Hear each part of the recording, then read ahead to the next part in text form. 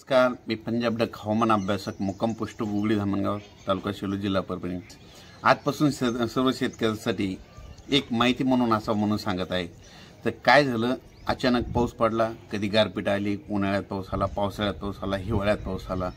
काय व्हायलंय, जे तज्ञ मंडळी आहेत ते मग काय कारण सांगायले तर एल निनो बद्दल सांगायले। तर तुम्हाला एक एल निनो हे नेमकं काय आहे त्याच्याबद्दल मी तुम्हाला सविस्तर सांगणार आहे। तर काय झालं, 2017-18च्या दरम्यान डॉक्टर रंजन केळकर हवामान तज्ञ यांच्याशी मी चर्चा केल्याच्या नंतर तर आम्ही दोघांनी चर्चा केली। तर एल निनोबद्दल त्यांनी मला खूप काही सांगितलं आणि त्याच्यानंतर मी देखील अभ्यास करत होतो। तर मग त्यांच्या अभ्यासातून मला खूप काही असं अभ्यास करायला मिळालं। म्हणून डॉक्टर रंजन केळकर सरचे त्यांना धन्यवाद देतो, कारण की त्यांनी खूप मला अशी काही माहिती सांगितली। तर मला शिकायला भेटलं त्यांच्यापासून आणि माझ्यापासून काही ज्ञान होतं। तर त्याच्यानंतर मी सगळा अभ्यास केला। तर एल निनोबद्दल सांगतो। एल निनो आणि ला निना हे दोन मुळातच स्पॅनिश भाषेतील शब्द आहेत। काही वर्षापासून मराठीत जशीच्या तशी वापरत आहेत, पण त्याचा नेमका अर्थ माहीत नसला तरी त्याचा आणि आपल्या मान्सूनशी काहीतरी संबंध आहे असं प्रत्येक जणांना वाटतं। आणि एल निनोचं नाव निघालं की दुष्काळ पडणार अशी सगळ्याच्या मनात भीती वाटायली, आणि ला निना उद्भवला की पाऊस होणार असं सगळ्यांना वाटतं। पण यामध्ये तथ्य काय हे जाणून घेणं महत्त्वाचं।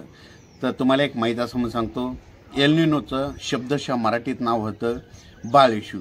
बाळ येशू हे नाव पडण्याचं कारण एल निनो ख्रिसमसच्या सुमारास उद्भवतो, म्हणजे डिसेंबर महिन्यामध्ये उद्भवतो, म्हणून त्याला नाव दिलं एल निनो।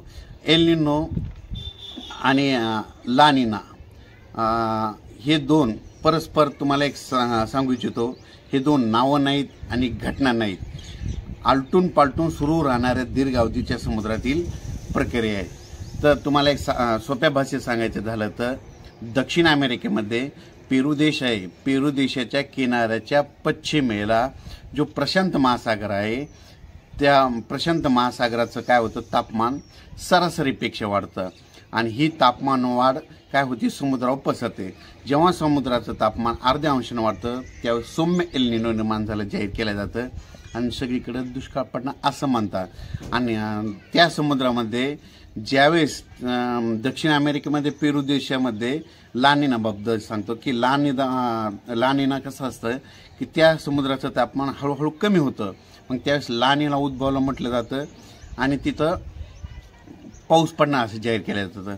पण इसवी सन 1617व्या शतकात जे त्या समुद्रामध्ये जे मच्छीमार करत होते कोळी समाज, मग ते कोळी समाज मच्छीमार करत असताना समुद्रामध्ये फिरत असताना कधी कधी काय झालं की त्यांना त्या समुद्राचं पाणी तापलेलं जाणून आलं आणि त्या पाणी तापल्याच्या नंतर समजा तापमान वाढल्याच्या नंतर त्यांना त्या वर्षी त्यांच्या भागात म्हणजे दक्षिण अमेरिकेमध्ये पाऊस झालेला असं दिसून आला।